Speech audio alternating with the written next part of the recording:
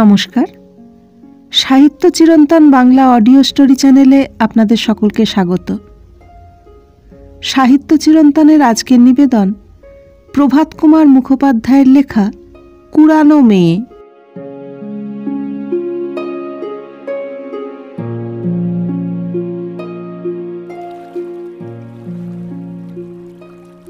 অপরাহ্নকাল শ্রাবণ মাসের ভরা গঙ্গা মতিগঞ্জের ঘাটের অশ্বত্থমূল লেহন করে বইছে।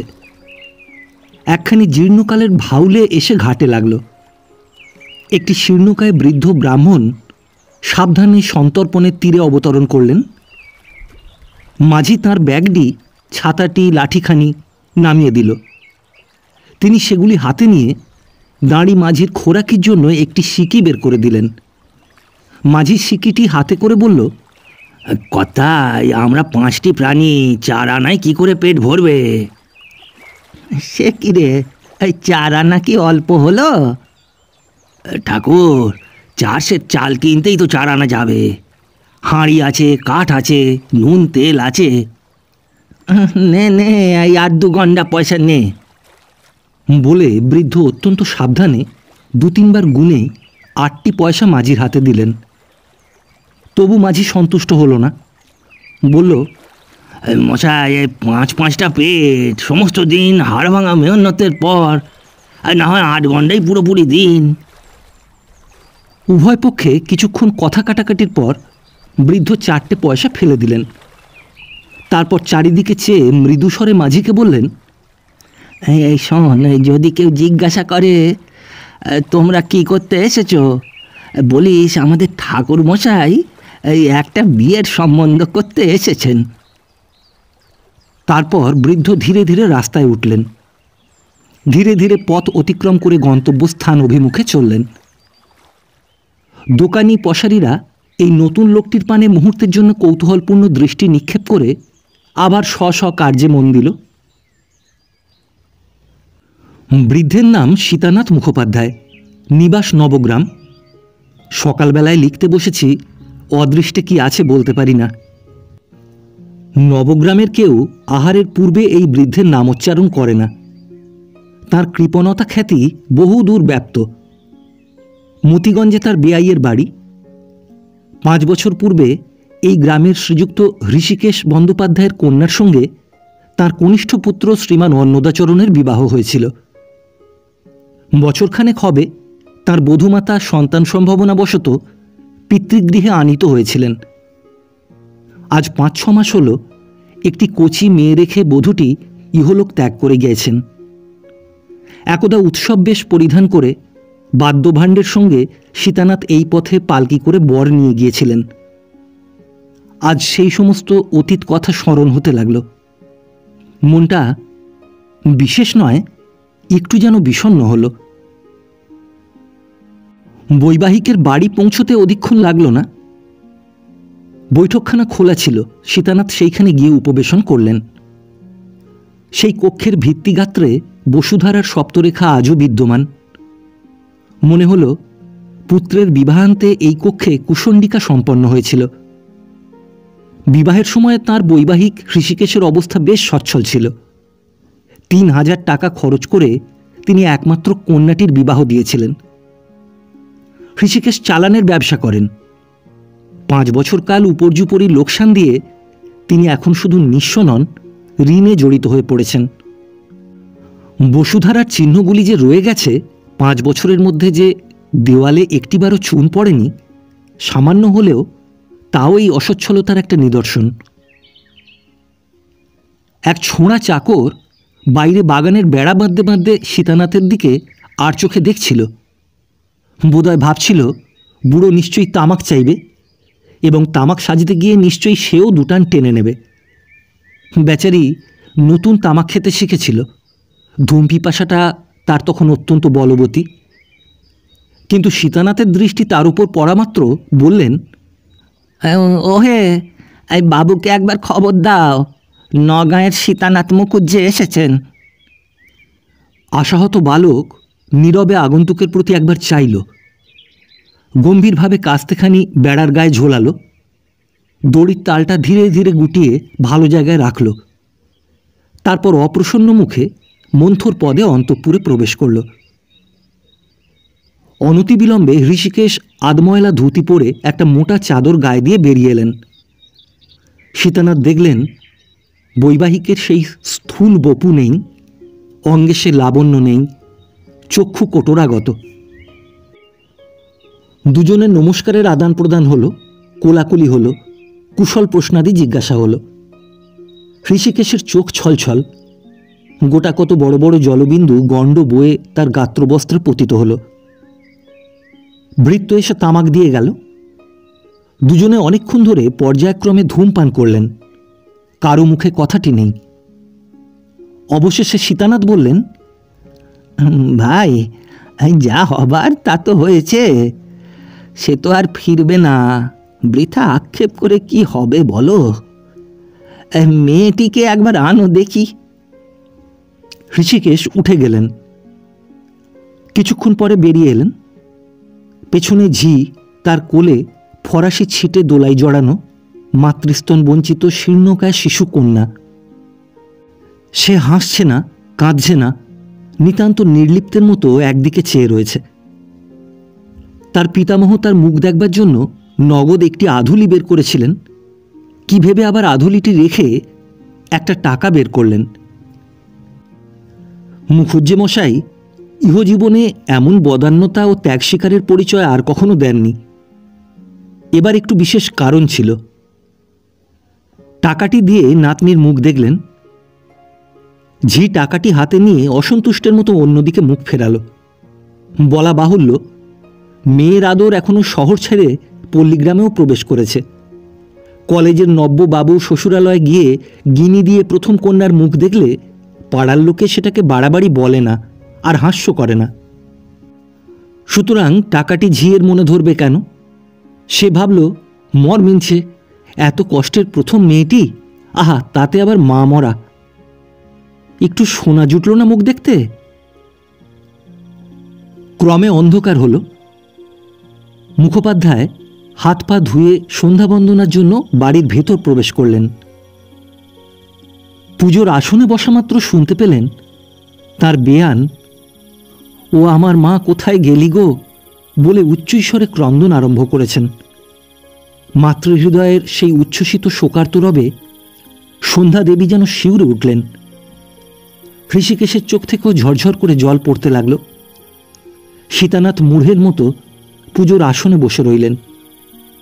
মধ্যে মধ্যে কেবল মাথা নেড়ে বলতে লাগলেন, হা নারায়ণ, কি করলে? কান্না থামলে সীতানাথ সন্ধ্যান্নিক শেষ করলেন। তারপর জলযোগে বসলেন। কিন্তু তার মনের ভেতরটা কে যেন টিপে ধরে থাকল। যে কাজের জন্য এতখানি গঙ্গাপথ অতিক্রম করে এসেছেন, তার সম্বন্ধে তো এখনো পর্যন্ত একটি কথাও বলা হলো না। বিকাল থেকে কতবার বলি বলি করে আর বলতে পারেন না। শেষকালে স্থির করলেন, দূর হোক গে, কাল সকালেই বলবো, রাত্রিটা কোনো মতে কাটিয়ে দিই। আহারান্তে বৈঠকখানাতেই তার শয্যা প্রস্তুত হল। ঋষিকেশ রাত্রির মতো বিদায় গ্রহণ করলেন। পূর্বকথিত ভৃত্য বালক একপাশে কম্বল পেতে শুল। দুশ্চিন্তায় সমস্ত রাত্রি ব্রাহ্মণের নিদ্রা হল না। যে কাজের জন্য এসেছেন তা সফল হবে কিনা এই ভেবে তার রাত্রি কাটল। তামাক সাজতে সাজতে চাকর ছোঁড়ার প্রাণান্ত হল। রাত্রি ৩টার সময় যখন সীতানাথ তামাক সাজবার জন্য আবার তাকে জাগালেন, তখন সে বলল, তামাক আর নেই ঠাকুর, সব ফুরিয়ে গিয়েছে। বেগতিক দেখে শেষবারে তামাক সাজবার সময় সে বাকি তামাকটুকু জানলা গলিয়ে বাইরে ফেলে দিয়েছিল। সকাল হলে দুর্গা দুর্গা বলে সীতানাথ গাত্রোত্থান করলেন। বৈবাহিকের সঙ্গে সাক্ষাৎ হল। ধূমপান করতে করতে সীতানাথ স্থির করলেন, এইবার বলি। মনোগত অভিপ্রায় ব্যক্ত করার সূচনাটা এমন হল, বেআই মশাই, অদৃষ্ট ছাড়া তো আর পথ নেই। আমাদের যা অদৃষ্টে ছিল তা কে খণ্ডন করবে বলো? আমার আর 4টি বউ আছে, কিন্তু ছোট বৌমা যেমন ছিলেন তেমনটি কেউ নয়। আমার এত গুণের বউকে গিন্নি দেখে যেতে পারনি, সেই দুঃখই চিরকাল থাকবে। মার আমার যেমন রূপ তেমনি গুণ ছিল, তার গুণে পশু পক্ষী পর্যন্ত বশ হয়েছিল। এই বাড়িতে রাঙি বলে একটা গাই আছে, এমনি বজ্জাত, তার ত্রিসীমানায় কেউ যেতে পারে না, শিং পেতে গুঁতোতে আসে। কেবল ছোট বৌমা কাছে গেলে সে কিচ্ছু বলতো না। যায় যায় ঝগড়া কলহ, এ তো চিরদিন সকল সংসারে চলে আসছে। কিন্তু আমার অন্য বউরা এই ছোট বৌমাকে নিজেদের সহধরা ভগ্নীর মতো মনে করতেন। দুঃসংবাদটা শুনে বড় বৌমা একেবারে আছাড় খেয়ে পড়েছিলেন। 3 দিন 3 রাত্রি জলস্পর্শ করেননি। আজও বলেন, আমার পেটের সন্তান গেলে এতটা হতো না। ঋষিকেশ চোখের জলে মাটি ভেজাচ্ছিলেন, কম্পিত স্বরে বললেন, বেয়াই মশাই, থাক আর সেই সব কথা কষে ফল কি, এই অন্য কথা বলুন। সীতানাথ চুপ করলেন। তার ভূমিকাই তাকে মাটি করে দিল। নীরবে নিজের বুদ্ধিকে ধিক্কার দিতে লাগলেন। কিছুক্ষণ আবার এ কথা সে কথা 5 কথায় কাটল। এবার সীতানাথ নিজের উপর অত্যন্ত রাগ করে ভূমিকা মাত্র বর্জন করে কথাটা বলে ফেললেন। শুনতে এমন কাঠখোট্টা রকম ঠেকল যে নিজেরই লজ্জা করতে লাগল। কথাটা আর কিছুই নয়, বধূমাতার অলঙ্কারগুলির কথা। তাই বৃদ্ধ আদায় করতে এসেছেন। প্রস্তাবটা শুনে ঋষিকেশ অনেকক্ষণ নিস্তব্ধ হয়ে রইলেন। বৈবাহিকের আগমন সংবাদ পাওয়া মাত্রই তিনি তা বুঝতে পেরেছিলেন, আর এ তো জানা কথা। তবু তাঁর মনে একবার দুরাশা উপস্থিত হল। গয়নাগুলো আটকাবেন, দেবেন না। নাতনিটি যদি বাঁচে, কুলিনের ঘরের মেয়ে, বাঁচবারই 16 আনা সম্ভাবনা, তবে তাঁরই ঘাড়ে পড়ল। ওই অলঙ্কারগুলি অবলম্বন করে তার বিবাহ দেবেন। 2000 টাকার অলঙ্কার দিয়ে তিনি যখন একমাত্র কন্যার বিবাহ দিয়েছিলেন, তখন তার অবস্থা খুব ভালো ছিল। উপর্যুপরি কয়েক বছর ক্ষতিগ্রস্ত হয়ে এখন সে অবস্থার পরিবর্তন হয়েছে। তার ছেলেগুলো কেউ মানুষের মতো মানুষ হয়নি। তার অবর্তমানে কি করে যে তারা সংসার চালাবে, তাই তিনি মাঝে মাঝে ভেবে আকুল হতেন। এই সব 5 রকম ভেবে চিনতে তিনি অলঙ্কারগুলি রাখবার দুরাশা মনোমধ্যে পোষণ করেছিলেন। অন্তত অশুভস্য কালহরণ, যত বিলম্ব হয় তার চেষ্টা করবেন স্থির করলেন। বললেন, মুকুজ্জে মশাই, সেই জিনিসগুলি আপনারই। যখন একবার আপনার পুত্রকে দান করেছি, তখন আর তার একরতি মাত্র ফিরে নেব না। তবে কিছুদিন আপনাকে অপেক্ষা করতে হচ্ছে, আপাতত আপনাকে দিতে পারছি না। শুনে মুকুজ্জে মশাইয়ের মুখ শুকিয়ে গেল। ভাবলেন, বুঝি বেয়াই অলঙ্কারগুলো কোথাও বন্ধক দিয়েছেন। তাহলে তো সর্বনাশ। বললেন, কেন, এখন দিতে বাধা কি? ঋষিকেশ দীর্ঘ নিঃশ্বাস ত্যাগ করে বললেন, এই সদ্য শোকটা পাওয়া গিয়েছে, এখনো 6 মাস হয়নি, আর কিছুদিন যেতে দিন। বাক্স থেকে সে অলঙ্কার এখন বের করে কে বলুন? মেয়েদের কোথায় কি থাকে, কোথায় কি না থাকে, আমি তো কিছুই জানি নে। গিন্নি সেই কাল রাত্রির পর থেকে সে ঘরে আর ঢোকেনি। তার বড় আদরের শেষ মেয়েটি, কিছুতেই তাকে বোঝাতে পারিনে, তার ঘরে পদার্পণ করেন না। তার কোনো জিনিসটি ছুঁতে হলে কেঁদে আকুল হন। এই এমন অবস্থায় কি করে তাকে বলি, তোমার মেয়ের বাক্স খুলে গয়নাগুলো বের করে দাও? শোকটা এখন বড্ড নতুন, কিছুদিন আর যেতে দিন। গয়না দেওয়ার বাধাস্বরূপ ঋষিকেশ কারণ যা দেখালেন তা নিতান্তই সত্য। তবে সকলের কাছে এ কারণ যথেষ্ট বলে মনে না হতেও পারে।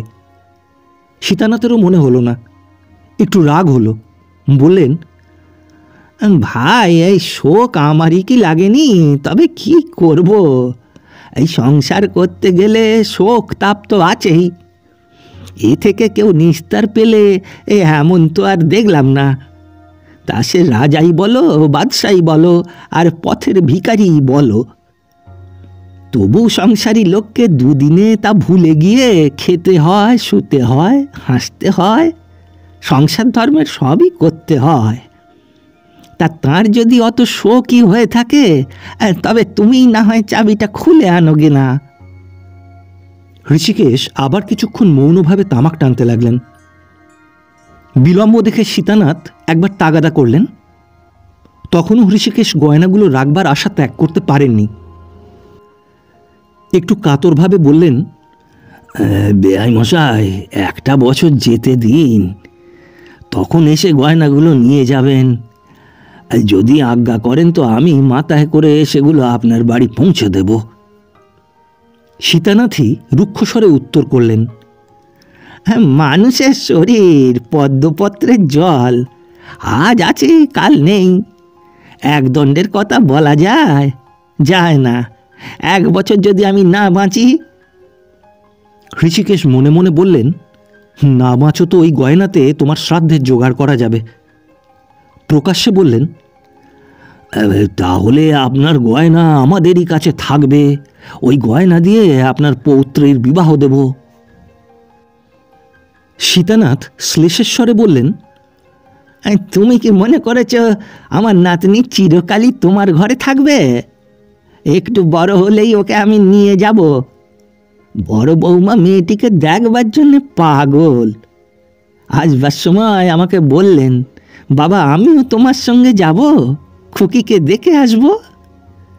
আর বিবাহের কথা বলছো, তা ভাই আমাদের এমন কপাল কি হবে? ওই মেয়ে কি বাঁচবে? ওর যেরকম চেহারা দেখলাম, তাতে তো কোনো মতেই সে আশা করা যায় না। ঋষিকেশ ব্যবসা বুদ্ধি সম্পন্ন লোক, স্তোকবাক্যে ভুলবার পাত্র নন। বলে ফেললেন, তা গয়না এখন থাকুক না, যখন মেয়ে নিয়ে যাবেন তখনই গয়না নিয়ে যাবেন। কথাটা শুনে সীতানাথ জ্বলে উঠলেন। বললেন, ভায়া হে, আমাকে কি অবিশ্বাস করলে? এই জিনিসগুলি আটক করে ব্রাহ্মণকে মনক্ষুণ্ণ করে ফিরিয়ে দিলে কি তোমার মঙ্গল হবে? ঋষিকেশ বেআইয়ের চরিত্র পূর্ব থেকেই জানতেন। তিনি যখন ধরেছেন গয়না নিয়ে যাব, তখন যে না নিয়ে ফিরবেন এমন আশা নেই। সুতরাং আর আপত্তি উত্থাপন করা নিষ্ফল মনে করলেন। বললেন, তবে নিয়ে যান। সীতানাথের মুখ প্রফুল্ল ভাব ধারণ করল। বললেন, এই আহারাদির পর সকাল সকাল আজই বেরুতে হবে। তুমি তবে সেগুলো বের করে ঠিক করে রাখো, আমি গঙ্গা স্নানটা সেরে আসি। গঙ্গার ঘাটে এসে অনেক দূর থেকে মাঝিকে উচ্চস্বরে সীতানাথ বললেন, ও মাঝি, এই যে বিয়ের সম্বন্ধ করতে এসেছিলাম সে তারা রাজি নয়। বলে অত গরিবের ঘরে আমরা মেয়ে দেব না। এই নৌকো ঠিক করে রাখো, খাওয়া দাওয়ার পর ছাড়া যাবে। বলে ধূর্ত ব্রাহ্মণ চেয়ে দেখল ঘাটশুদ্ধ লোক তার কথাগুলো শুনতে পেয়েছে কিনা। যেরূপ উচ্চকণ্ঠে কথাগুলি উচ্চারিত হয়েছিল, তাতে নিতান্ত বধির ভিন্ন আর কারো শুনতে না পাওয়ার সম্ভাবনা ছিল না। লোকে মুখ চাওয়াচাই করতে লাগল। তারপর সীতানাথ গঙ্গা স্নান সমাপ্ত করে অত্যন্ত আড়ম্বরের সঙ্গে ঘাটে আহ্নিক করতে বসলেন।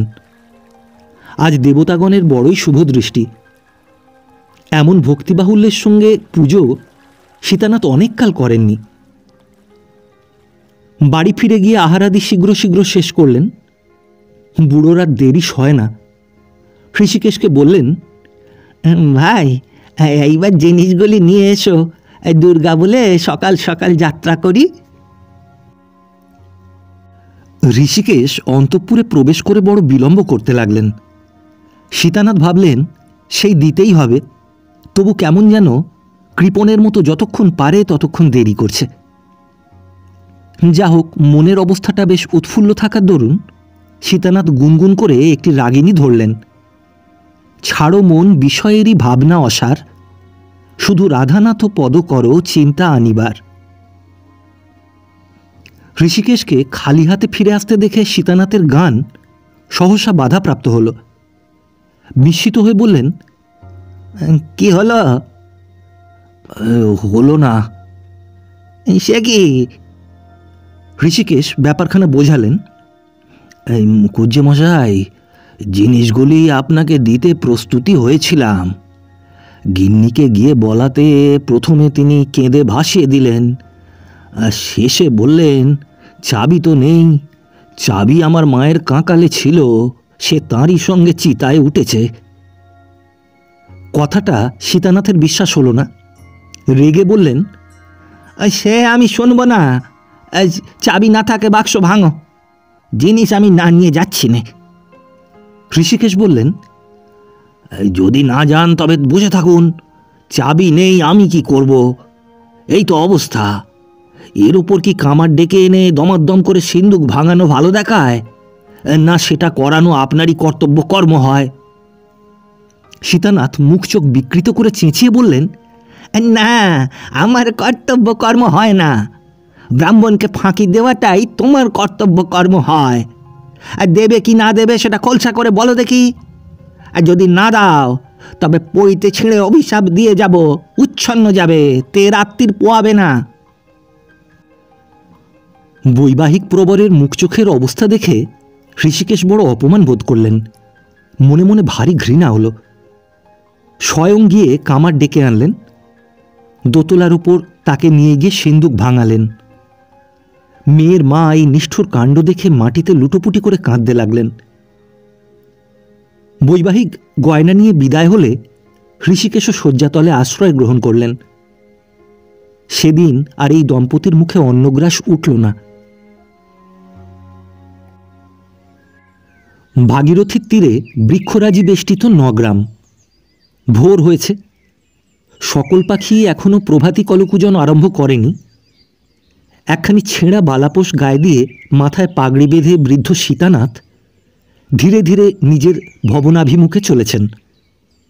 পূর্বরাত্রের বৃষ্টি জল বৃক্ষপল্লব থেকে টপ টপ করে ঝরে তার পাগড়ি ও বালাপোষ ভিজিয়ে দিচ্ছে। ক্রমে তিনি নিজের বাড়ির সদর দরজার সামনে এসে উপস্থিত হলেন। দরজা বন্ধ। দুপাশে দুটি ইষ্টক নির্মিত দেউড়ি বা বসবার স্থান, তা বহুকাল সংস্কারের অভাবে ক্ষতবিক্ষতাঙ্গ হয়ে পড়েছে। দুদিকে দুটি কলকে ফুলের গাছ এক গা করে ফুলের গয়না পরে দাঁড়িয়ে আছে। দ্বারে উপস্থিত হয়ে ক্ষীণ রুগ্ন কণ্ঠে সীতানাথ ডাকলেন, নিতাই, নিতাই, নিতাই। একবার দুবার তিনবার ডাকাডাকির পর বাড়ির ভেতর থেকে উত্তর পাওয়া গেল, যাই গো। নিতাই ছুটে এসে দরজা খুলে দিল। প্রভুর পানে চেয়ে সে অবাক। সপ্তাহের মধ্যে আকার প্রকার যেন একেবারে পরিবর্তিত হয়ে গেছে। সে ছাতা নেই, লাঠি নেই, ব্যাগ নেই, এ বালাপোষ কোথা থেকে এলো? ভেবে নিতাই কিছুই ঠিক করতে পারল না। নিতাই তাঁতির ছেলে, ভৃত্য বালক, অ্যাপ্রেন্টিসি করছিল, মাইনে পায় না, প্রসাদ পায় মাত্র। সীতানাথ জিজ্ঞাসা করলেন, কি রে নিতাই, এই বাড়ির সব ভালো? নিতাই বলল, ভালো, আপনার লাঠি আর ছাতা কই? বৃদ্ধ অতি করুণভাবে নিতাইয়ের প্রতি নেত্রপাত করলেন। নিতাই বলল, ফেলে এসেছেন বুঝি? বৃদ্ধ কাঁদো কাঁদো হয়ে বললেন, হ্যাঁ নিতাই, সে গেছে। পাকা বাঁশের লাঠি গাছটির ওপর নিতাইয়ের অনেক দিন থেকে লোভ পড়েছিল। একদিন সুযোগ পেলে লাঠিখানি সে চুরি করে বাড়ি রেখে আসবে, অনেক দিন থেকে এই তার মনে ছিল। সেই জন্য সে কিঞ্চিত দুঃখ অনুভব করল। মনে করল নিশ্চয়ই সেই মতিগঞ্জের বাড়ির কোনো ছোঁড়া চাকরের কাজ, সেই নিয়েছে, লোভ সামলাতে পারেনি। কিন্তু ছাতাটাও নিল। সে ছাতা এমন ছেঁড়া ছিল যে তা মনিব তাকে বকশিস করলেও নিতাই নিত কিনা সন্দেহ। যদিও বা নিত, তবে তার বেতের শিকগুলো খুলে নিয়ে ধনুকের তীর করা চলত মাত্র। সে ছাতা আর কোনো কাজে লাগতো না। সীতানাথ একবার নিজের ঘরে গিয়ে বসলেন। নিতাই চকমুকি ঠুকে শোলায় আগুন ধরালো, তামাক সেজে কর্তার হাতে দিল। কর্তা হুঁকাটি কলঙ্ক ধরা পিতলের বৈঠকের ওপর রেখে দিলেন। তাম্রকূটের প্রতি তার এত বিরাগ ইতিপূর্বে কখনো দেখা যায়নি। চোখ নত করে মাথাটি নেড়ে নেড়ে সুদীর্ঘ নিঃশ্বাসের সঙ্গে বললেন, হা হা হা হা হা, এই সর্বনাশ হয়ে গেল। ব্যাপারখানা দেখে নিতাই সেখান থেকে সরে পড়ল। বড় বধূ ঠাকুরানী তখন উঠে বারান্দা মার্জনা করছিলেন। তাকে নিতাই কর্তার অবস্থা জানালো। তিনি বললেন, বড়বাবুকে ওঠাগে যা। বড়বাবু সীতানাথের জ্যেষ্ঠ পুত্র, নাম শ্রীনিবাস। শ্রীনিবাস উঠে চোখ মুছতে মুছতে পিতার ঘরে এসে উপস্থিত হল। তাকে দেখেই চমকিত হয়ে জিজ্ঞাসা করল, এ কি, আপনার চেহারা এমন হয়ে গেছে কেন?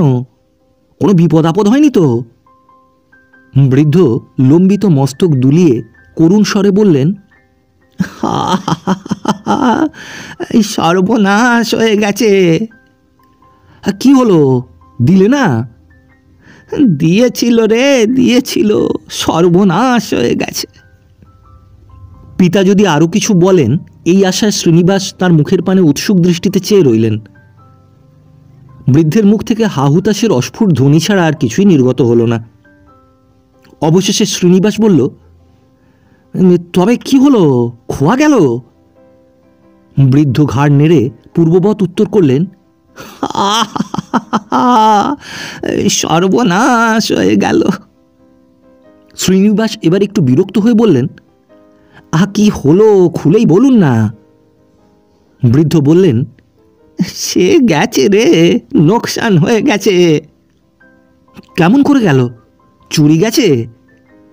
না। তা ডাকাতে নিয়েছে? না। তবে? অনেক কষ্টে এবার বৃদ্ধ বললেন, চাঁদ বাড়ির ভূধর চাটুর্যে নিয়েছে। পুত্র রেগে বলল, সে কি করে গহনার বাক্স নিলে, ছিনিয়ে নিলে? আপনি চুপি চুপি চলে এলেন, পুলিশের সাহায্য নিলেন না? পুলিশ কি আমি যাইনি, পুলিশেও গিয়েছিলাম। থানার দারোগা ভূধর চাটুর্যের ভগ্নিপতি রে, ভগ্নিপতি। তা ভগ্নিপতি হোক আর বাবাই হোক, এত্তেলা দিলে ডায়েরিতে তাকে লিখে নিতেই হবে, অনুসন্ধান করতেই হবে। লিখে নেবে কি, উল্টে সে আমায় মিথ্যে নালিশের দায়ে জেলে দেবার ভয় দেখালে।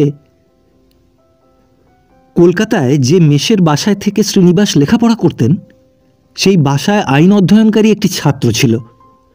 তার মুখে শ্রীনিবাস মাঝে মাঝে আইন সম্পর্কীয় অনেক তর্ক বিতর্ক শুনতে পেতেন। সে অবধি শ্রীনিবাস নিজেকে একজন আইনজ্ঞ ব্যক্তি বলেই স্থির করে রেখেছেন। নগদ 8 আনা খরচ করে একখানি মুক্তার গাইড পুস্তক ক্রয় করেছেন। গ্রামের লোকের মোকদ্দমা উপস্থিত হলে প্রায়ই শ্রীনিবাস কোনো না কোনো পক্ষের সহায়তা করে পরামর্শ দান করেন। গম্ভীরভাবে পিতাকে বললেন, এই ব্যাপারটা কি হয়েছে সব আদ্যপান্ত খুলে বলুন, দেখি আমি এর কিছু প্রতিকার করতে পারি কিনা। তখন বৃদ্ধ বলতে আরম্ভ করলেন। তাঁর সেই 1 ঘণ্টা কালব্যাপী সকরুণ বক্তৃতার ভেতর সমস্ত হাহুতাশ, অশ্রুপাত, অনাবশ্যক মন্তব্য বাদ দিয়ে আমরা সারাংশটুকু মাত্র লিপিবদ্ধ করলাম। সন্ধ্যার পূর্বে নৌকো গুণ টেনে আসছিল। হঠাৎ গুণ ছিঁড়ে গিয়ে নৌকো বিপরীত দিকে মহাবেগে ছুটে যায়। চন্দ্রবাটির ঘাটে একখানা মালবোঝাই প্রকাণ্ড ভরে নৌকো ঠেকে ভেঙে গেল। গহনার বাক্স চাদর দিয়ে সীতানাথের পিঠে বাঁধা ছিল। অচেতন অবস্থায় সীতানাথকে জল থেকে তুলে ভূধর চট্টোপাধ্যায় তাকে গৃহে নিয়ে যায়। শুশ্রূষা করে তার প্রাণ বাঁচিয়েছে, কিন্তু গহনার বাক্স তাকে দিল না। শ্রীনিবাস ভ্রু কুঞ্চিত করে জিজ্ঞাসা করলেন, এই গহনার কথা সে নিজে মুখে স্বীকার করেছে? প্রথমে স্বীকার করেনি, আমার যখন জ্ঞান হলো তখন জিজ্ঞাসা করলাম, আমার পিঠে যে একটা বাক্স বাঁধা ছিল সেটা কোথায়? বললে তা তো কই, আমরা পাইনি। তখন আমি চিৎকার করে বললাম, আমার সর্বস্ব গেল রে, ব্রহ্মহত্যে করলে রে, বলে আবার আমি অজ্ঞান হয়ে যাই। ফের যখন জ্ঞান হলো, এই তখন দেখি কোথা থেকে একটা ডাক্তার নিয়ে এসেছে। তা ডাক্তারটি বললে, তোমার কোনো ভয় নেই, তোমার বাক্স আছে। আমায় সমস্ত পরিচয় জিজ্ঞাসা করলে, নাড়ি দেখে ওষুধ দিলে, বলে গেল তোমার কোনো ভয় নেই, 3 দিনের মধ্যে তুমি সেরে উঠবে। শ্রীনিবাস উৎসাহের সঙ্গে বললেন, তবে আদালতে নালিশ করে ডাক্তারকে সাক্ষী মানব, কান ধরে ভূতর চাটুর্যের কাছ থেকে গয়না আদায় করে নেব না? বৃদ্ধ বললেন, সে দফাও রফা রে, সে দফাও রফা। এই ডাক্তারের কাছে কি যায়নি? ডাক্তারের কাছেও গিয়েছিলাম। তা ডাক্তার বললে গয়নার কথা সে কিছুই জানে না, কেবল আমায় সান্ত্বনা করবার জন্য মিছে করে বলেছিল। আদালতে নালিশ করলে আর কি হবে, ওই ডাক্তার ওই কথাই বলে বসবে। তো তবে কি করে জানলেন ভূতর চাটুর্য নিয়েছে? আরে তারপরে চাটুর্য নিজেই বলেছে। ও স্বীকার করলে নিয়েছে, অথচ দিলে না? বাহ, বেশ লোক তো। তবে তার স্বীকার করবার উদ্দেশ্যটা কি? অস্বীকার করাই তো তার পক্ষে সবচেয়ে সুবিধে ছিল। উদ্দেশ্য আছে রে, উদ্দেশ্য আছে। বলে তোমার ছেলের সঙ্গে আমার মেয়ের বিয়ে দাও, তাহলে ওই গয়নাগুলো সব পাবে। আমি গরিব, আমার মেয়ের বিয়ে হয় না, তোমার গয়না তোমার ঘরেই যাবে। পুরস্কারের স্বরূপ আমাকে কন্যা দায় থেকে উদ্ধার করবে। কথাটা শুনে শ্রীনিবাস বললেন, তবেই তো দেখছি গোলযোগ। বলে অভ্যাসবশত গোঁফের প্রান্ত দাঁতে দংশন করতে প্রবৃত্ত হলেন। সীতানাথের কনিষ্ঠ পুত্রের নাম শ্রীমান অন্নদাচরণ। তিনি এলে ফেল করা নব্যযুবক, মেজাজটা নিতান্তই সাহেবী ধরনের। প্রাতে ও সন্ধ্যায় বিস্কুট সহযোগে নিয়মিত রূপে চা পান করে থাকেন। গ্রামের বালকদের মধ্যে বিদ্বান বলে তাঁর যথেষ্ট খ্যাতি আছে। চেহারাটি দিব্য, রবীন্দ্রীয় কেশদাম তার কমনীয় মুখসৌন্দর্য বহুগুণ বর্ধিত করেছিল। স্ত্রীবিয়োগের পর তিনি বিস্তর কবিত্ব প্রকাশ করে ভগ্ন হৃদয়ের মহাশোকাশ্রু নামধেয় একখানি চটি কবিতা পুস্তক প্রণয়নও প্রকাশ করেছেন। যতবার বিবাহের প্রস্তাব এসেছে অবজ্ঞা ভরে প্রত্যাখ্যান করেছেন। বন্ধু সমাজে পত্নীবৎসল বলে তার সম্মানের আর সীমা নেই। তাঁকে এ বিবাহে রাজি করা যাবে এমন কোনো আশা ছিল না। তাই শ্রীনিবাস বলেছিলেন, তবেই তো দেখছি গোলযোগ। বৃদ্ধ বললেন, দেখো চেষ্টা করে, বলে কয়ে দেখো, নইলে বুড়ো বয়সে অতগুলো টাকার গহনার শোক আমি সহ্য করতে পারবো না, আমি মারা যাব। ওকে বলো বিবাহ না করলে পিতৃহত্যার পাপ ওকে লাগবে। অন্নদার 4টি দাদা অন্নদাকে পাকড়াও করে এনে তাকে ঘিরে বসলেন। সমস্ত দিন ধরে কত রকমে তাকে বোঝালেন, কত মিনতি করলেন, তর্ক করলেন, রাগ করলেন, কিন্তু কিছুতেই অন্নদার মন টলল না। অন্নদার অন্তরঙ্গ বন্ধুবান্ধবদের খোসামত করে তাদের দ্বারায় অনুরোধ চলতে লাগল। পুনর্বার দ্বারগ্রহণের বিরুদ্ধে অন্নদা যত প্রকার যুক্তির অবতারণা করল, তার বন্ধুরা সেগুলি যখন যেমন সুবিধা হলো সুতর্ক ও কুতর্কের সাহায্যে একে একে খণ্ডন করল। কাজের কথা ছেড়ে যখন ভাবের কথা এসে পড়ল, তখন তারা বিজয়ীর মতো অবজ্ঞাহাস্য করে চতুর্দিক থেকে শোকাবিহবল মৃত পত্নীদের দ্বিতীয় দ্বারগ্রহণের অজস্র উদাহরণ এনে স্তূপীকৃত করল। এইভাবে নানা প্রকারে যুক্তিতর্ক সমরে অন্নদা শেষে পরাজয় স্বীকার করল বটে, কিন্তু বিবাহ করতে রাজি হল না। এদিকে আর সময় নেই। ভূধর চট্টোপাধ্যায় 10 দিন মাত্র সময় দিয়েছিল। 20শে শ্রাবণ বিবাহের শেষ দিন। তার 3 দিন কেটেছে, সপ্তাহ মাত্র বাকি। ছেলে যখন কিছুতেই রাজি হলো না, তখন বাপ বলল, তবে আমি বিবাহ করব। 2000 টাকার গয়না আমি কোনো মতেই হাতছাড়া করতে পারবো না, এতে আমার কপালে যাই থাকুক। এই সংবাদ গ্রামে রাষ্ট্রকর হওয়া মাত্র একটা মহা হাসি টিটকিরি পড়ে গেল। লোকে বলল, গয়না হারানো, নৌকো উল্টানো এসব ছল মাত্র। সুন্দরী যুবতী মেয়েটিকে দেখে হারিয়েছে বুড়োর মন আর উল্টেছে বুড়োর বুদ্ধিশুদ্ধি। কেউ বলল, বুড়োকে চেনা ভার, দুধটুকু মরে ক্ষীরটুকু হয়েছে। কেউ বলল, দীনবন্ধু মিত্রের একখানা বিয়ে পাগলা বুড়ো নাটক কিনে ওকে প্রেজেন্ট কর। আবার কেউ বলল, বুড়োর প্রাণের ভেতরটা যে এমন করে হামাগুড়ি দিচ্ছে তা তো আমরা জানতাম না। একজন গান বাঁধতে জানত, সে বহু লোকের অনুরোধে এই উপলক্ষে একটা মজাদার গান বেঁধে দিল। যারা সমাজের বিজ্ঞ লোক বলে খ্যাত, তাঁদের দু একজন এসে সীতানাথকে বললেন, মুকুজ্জ মশাই, আপনি তো বিবাহ করতে যাচ্ছেন, তারা যদি আপনাকে মেয়ে না দেয়, আপনি কিঞ্চিত বয়সপ্রাপ্ত হয়েছেন কিনা, হঠাৎ মেয়ে দিতে সম্মত নাও হতে পারে। সীতানাথ বললেন, ও পাজি যে বিবাহ করবে না তা আমি আগেই জানতাম, আর ছেলে যদি বিবাহ না করে তবে আমি বিবাহ করলেও অলংকার দেবে বলেছে। পেল্লায় মেয়ে এত বড়, অর্থাৎভাবে আজও বিবাহ হয়নি, তাদের আর জাত থাকে না, যুব বুড়ো বিচার করলে তাদের কি করে চলবে? পাড়ার লোকেরা, গ্রামের লোকেরা যতই আমোদ হোক, বাড়ির লোকের মাথায় এ কথা শুনে যেন বজ্রাঘাত হলো। 4 ছেলে 4 বউ ভেবে ব্যাকুল হয়ে উঠল। তারা শতপরত নানা উপায়ে নানা প্রকারে বুড়োকে বোঝাতে লাগল। সীতানাথ বললেন, দেখো, আমার বিবাহ করবার কিছুমাত্র প্রয়োজন নেই, তোমরা অন্নদাকে রাজি করো, আমি ছেলের বিবাহ দিয়ে সোনার চাঁদ বউ ঘরে আনি। অন্নদা বেচারি কিছু পরিমাণে রেহাই পেয়েছিল। এই কথার পর দ্বিগুণ উৎসাহের সঙ্গে আবার তার ওপর উৎপীড়ন শুরু হলো। শেষে অন্নদা চোখ মুখ লাল করে রেগে বলল, এই তোমরা যদি আমাকে এমন করে দিক করবে তবে আমি বিভাগী হয়ে একদিক পানে চলে যাব। বড়বধূ রেগে বললেন, ঢের দেখেছি ঠাকুরপো, এই বয়সে কত দেখলাম, বাঁচি তো আরও কত দেখব। এখন এরকম করছো, কিন্তু শেষ রক্ষে হলে হয়। 24শে শ্রাবণ, বিবাহের আর 5 দিন মাত্র বাকি। সীতানাথ টাকা করে নিয়ে কলকাতায় গেলেন। বলে গেলেন আবশ্যকীয় জিনিসপত্র কিনে সেইখান থেকেই নিজের বিবাহ করতে যাবেন। বৃদ্ধ যাত্রা করলে পর বাড়িতে নতুন করে মহা গণ্ডগোল পড়ে গেল। ছোট বড় সকলেই অন্নদার প্রতি একেবারে খড়গহস্ত। প্রায় 10 বছর কাল গৃহিণীর মৃত্যু হয়েছে। ছেলে মেয়ে নাতি পুতি ভরা সংসার। সীতানাথ আর দ্বার পরিগ্রহ করেননি, লোকেও সে পরামর্শ দেয়নি।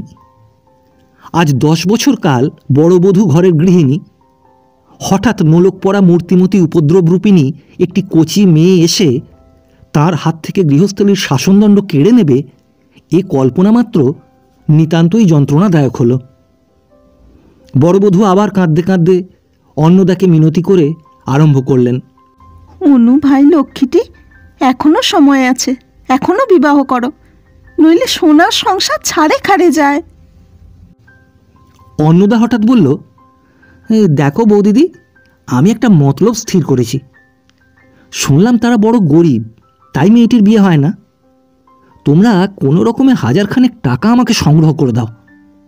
আমি সেই টাকা ভূধর চাটুর্যকে দিয়ে বলি, আপনি ব্রাহ্মণ, কন্যাদায়গ্রস্ত, কিঞ্চিত সাহায্য করলাম, মনোমতো সুপাত্র এনে মেয়ের বিবাহ দিন, আমার গয়নাগুলো ফিরিয়ে দিন। তা তারা দিতে পারে। তারা যে অধার্মিক নয় তাদের ব্যবহারে জানা যাচ্ছে, অনায়াসেই তো গয়নাগুলোর কথা অস্বীকার করতে পারত। কথাটা সকলে মিলে তোলাপড়া করে বলল, হ্যাঁ, এ পরামর্শ মন্দ নয়, চেষ্টা করে দেখতে ক্ষতি কি? প্রাণের দায়। পরিবারস্থ সকলের মধ্যে চাঁদা করে কিছু ঋণ করে 1000 টাকা জমা হলো। সকালে সীতানাথ রেলপথে কলকাতা যাত্রা করেছিলেন। সন্ধ্যার সময় অন্নদার নৌকো চন্দ্রবাটি অভিমুখে রওনা হল। একখানি পত্র। চন্দ্রবাটি, 27শে শ্রাবণ। পরম পূজনীয় শ্রীযুক্ত পিতা ঠাকুর মহাশয় শ্রীচরণ কমলেশু, সংখ্যাতীত প্রণামান্তের নিবেদন। আপনি কলিকাতায় রওনা হইবার পরদিবস আমি কার্যগতিকে চন্দ্রবাটি গ্রামে উপস্থিত হই। প্রথমেই মহাশয়ের জীবনদাতা বন্ধু শ্রীযুক্ত ভূধরনাথ চট্টোপাধ্যায়ের সহিত সাক্ষাৎ করি। উক্ত মহাশয় পরম সজ্জন ব্যক্তি, যার পর নাই আদর অভ্যর্থনায় আমাকে আপ্যায়িত করিয়াছেন। এই পর্যন্ত আমি তাঁহারই গৃহে অতিথি। আমার পরিচয় পাইয়া গ্রামের কয়েকটি ভদ্রলোক আমার সঙ্গে সাক্ষাৎ করিলেন এবং একজন বিজ্ঞ ব্যক্তি আমাকে নির্জনে লইয়া গিয়া বলিলেন, বাপুহে, শুনিতেছি নাকি তুমি এই ভূধর চট্টোপাধ্যায়ের কন্যাকে বিবাহ করিতে প্রস্তুত হইয়াছ। আমি সবিনয়ে প্রতিবাদ করিয়া বলিলাম যে আমি নহি, পরন্তু আমার পূজনীয় পিতৃদেব উক্ত বালিকাটির পানি পীড়ন করিতে অভিলাষী। কথাটা শুনিয়া বিজ্ঞ লোকটি থতমত খাইয়া গেলেন। মনে করিলেন বুঝি আমি তাহার সহিত বিদ্রূপ করিতেছি। অবস্থা দেখিয়া আমি তাহাকে সব কথা বুঝাইয়া বলিলাম। শুনিয়া বিজ্ঞ ভদ্রলোকটি বলিলেন, সর্বনাশ, তোমার পিতা ঠাকুর যেন এমন কার্য না করেন। ও মেয়েটির জাতিকুলের ঠিকানা নাই, ওটি কুড়ানো মেয়ে। 12-13 বৎসর পূর্বে যেবার মহাবারুণী যোগে ত্রিবেণীতে লক্ষ লোকের সমাগম হইয়াছিল, সেই বৎসর সপরিবারে সেখানে গঙ্গা স্নান করিতে গিয়া চট্টোপাধ্যায় ওই মেয়েকে কুড়াইয়া পায়। ও মেয়ের বয়স তখন 2 বছর আন্দাজ। নিঃসন্তান বলিয়া চট্টোপাধ্যায় মেয়েটিকে কন্যার মতো প্রতিপালন করিয়াছে। অনেকবার ও মেয়ের বিবাহের সম্বন্ধও হইয়াছিল, কিন্তু পাছে কোনো সৎ কুলীন ব্যক্তির জাতি নাশ হয়, এই আশঙ্কায় আমরা প্রতিবারই বরপক্ষীয়গণকে সাবধান করিয়া দিয়াছি। তোমাদিগকেও সাবধান করিয়া দিলাম। মহাবারুণী যোগের সময় ত্রিবেণীর ঘাটে মেয়েটিকে কুড়াইয়া পাওয়া গিয়াছিল শুনিয়া আমার মনে একটা সন্দেহ উপস্থিত হইয়াছিল। মেয়েটিকে একবার দেখিবার নিতান্ত ইচ্ছা হইল। চট্টোপাধ্যায় মহাশয়কে বলিলাম, আমার পিতা ঠাকুর যখন আপনার কন্যার পানি গ্রহণার্থী হয়েছেন, তখন মেয়েটিকে একবার দেখা আমার সর্বতোভাবে কর্তব্য। চট্টোপাধ্যায় কন্যাকে যথাসাধ্য বসনে ভূষণে সাজাইয়া আমার সম্মুখীন করেন। মেয়েটিকে দেখে আমি অত্যন্ত বিস্মিত হই। মুখখানি অবিকল আমাদের পরলোকগতা ছোট বধূর মতো। চট্টোপাধ্যায় মহাশয়কে জিজ্ঞাসা করিলাম, মেয়েটির কোনো স্থায়ী রকমের ব্যাধি আছে কিনা। তিনি প্রথমত কিছুতেই স্বীকার করেন না। অনেক জেরা করিয়া বাহির করিলাম যে মাঝে মাঝে মেয়ের বুকে অম্লশূলের মতন একটা বেদনা দেখা যায়। 2 দিন কখনো বা 3 দিন বুক যায় শব্দ, তাহার পর ভালো হইয়া যায়। বৎসরে এমন 2-1 বার হইয়া থাকে। পূর্বে যাহা সন্দেহ করিয়াছিলাম তাহাই বিশ্বাসে পরিণত হইল। মেয়েটি আমার শ্যালিকা। হিসাব করিয়া দেখিলাম 12 বৎসর পূর্বেই আমার শ্বশুর ঠাকুরানী মেয়েটিকে মহাবারুণী যোগে ত্রিবেণীর ঘাটের কাছে হারিয়েছিলেন। ত্রিবেণীর চতুর্দিকে অনেক নিষ্ফল অনুসন্ধান হয়। মেয়েটির গায়ে অনেক সোনার গহনা ছিল। এই নিমিত্ত সকলে সিদ্ধান্ত করেন যে গহনার লোভে কেউ তাকে হত্যা করিয়া থাকিবে। এ সমস্ত ইতিহাস আপনি অবশ্যই জ্ঞাত আছেন। অম্লশূলের ব্যারামটা উহাও একটি প্রধান কথা। আমার শ্বশুর ঠাকুরানীরও উহা আছে, আমার স্ত্রীর ছিল। আমার শ্যালকগণও অল্পাধিক পরিমাণে ওই পীড়াক্রান্ত। যাহা হোক, আমি এই তথ্য আবিষ্কার করিয়াই শ্বশুর মহাশয়কে তার যোগে সংবাদ প্রেরণ করি। অদ্য প্রভাতে তিনি আমার শাশুড়ি ঠাকুরানীকে সমবিবাহারে লইয়া এখানে উপস্থিত হইয়াছেন। মেয়েটি যে তাঁহারই সে বিষয়ে শ্বশ্রুদেবীর আর সংশয় মাত্র নেই। অতঃপর আপনি যদি কন্যাটিকে বিবাহ করেন, তাহা হইলে কতকটা সম্পর্ক বিরুদ্ধ হয়। এই কারণেও বটে, আর মহাশয়কে এই বয়সে একটা গলগ্রহ করিয়া দিয়া কষ্টে ফেলা উপযুক্ত সন্তানের কর্তব্যকর্ম হয় না ভাবিয়া আমি অগত্যা তাহাকে বিবাহ করিতে স্বীকৃত হইয়াছি। অতএব আপনি প্রয়োজনীয় দ্রব্যাদি লইয়া সত্বর আগমন করিবেন। বাড়িতে দাদা মহাশয়গণকে পত্র দ্বারা নিমন্ত্রণ করিলাম। নিবেদন মিতি শ্রী অন্নদাচরণ দেবশর্মা। পুনশ্চ যদি সময় থাকে তবে আসিবার পূর্বে একবার গুরুদাস চট্টোপাধ্যায়ের পুস্তকের দোকানে উপস্থিত হইয়া আমার রচিত ভগ্নহৃদয়ে মহাশোকাশ্রু নামক কাব্যখানির সমস্ত অবিকৃত খণ্ডগুলি সঙ্গে আনয়ন করিবেন। চট্টোপাধ্যায়ের নামে একখানি পত্র লিখা এই সঙ্গে দিলাম। আপনার প্রতি তাহার অবিশ্বাসের কোনো কারণ থাকিবে না। তাহাকে জিজ্ঞাসা করিয়া আসিবেন, আমি যদি আত্মজীবনচরিত নামক একখানি গ্রন্থ প্রণয়ন করি, তবে তিনি সে পুস্তক নিজ ব্যয় প্রকাশ করিতে প্রস্তুত আছেন কিনা। এই অলিখিত পুস্তকখানি অতীব মনোরম ও কৌতুকাবহ হইবার সম্ভাবনা। ইতি শ্রী অন্নদা। পুনশ্চ ভূধর চট্টোপাধ্যায় যে আমার প্রথমা পত্নীর অলঙ্কারের কথা বলিয়াছিলেন, এখন বলিতেছেন তাহা সর্বৈব মিথ্যা। পাছে মহাশয় সেগুলির অপ্রাপ্তিতে নিরাশা দুঃখ অনুভব করেন, তাই এখনও অবধি বলে রাখলাম। আমাকে বিবাহ করিতে কৃতসংকল্প দেখিয়া তিনি এ কথা প্রকাশ করিয়াছেন। এই মিথ্যাচারণের জন্য আমি তাহার কৈফিয়ত চাহিয়াছিলাম। তিনি বলিলেন, মুকুজ্জে মহাশয় সম্বিত পাইয়া যখন আমাকে জিজ্ঞাসা করিয়াছিলেন বাক্স কোথায়, আমি বিস্মিত হইয়াছিলাম ও সত্য বলিয়াছিলাম কোনো বাক্স পাই নাই। তাহার পর ডাক্তার আসে এবং পরামর্শ দেয়, ও কথা বলিও না, পীড়া বাড়িবে, বলিও বাক্স আছে, উহাকে ভালো হইতে দাও।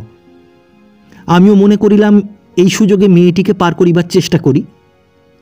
বাপুহে, আমার মেয়ের কিনারা হইতেছিল না, তাই 2টা মিথ্যা কথা বলিয়াছিলাম। তা সে মিথ্যা কতক্ষণ টিকিত? বিবাহ হইলে এই সমস্ত প্রকাশ হইত, তখন তো আর তোমরা মেয়ে ফিরিয়ে দিতে পারিতে না। চট্টোপাধ্যায় মহাশয় যতই বিনয়ী ও অতিথিবৎসল হউন, নীতিজ্ঞান তাহার অতি শোচনীয়। এরূপ শিথিল নীতি মনুষ্য যে আমার শ্বশুর হইলেন না, ইহাতে আমি নিজেকে নিজে অভিনন্দন করিতেছি। ইতি শ্রী অ।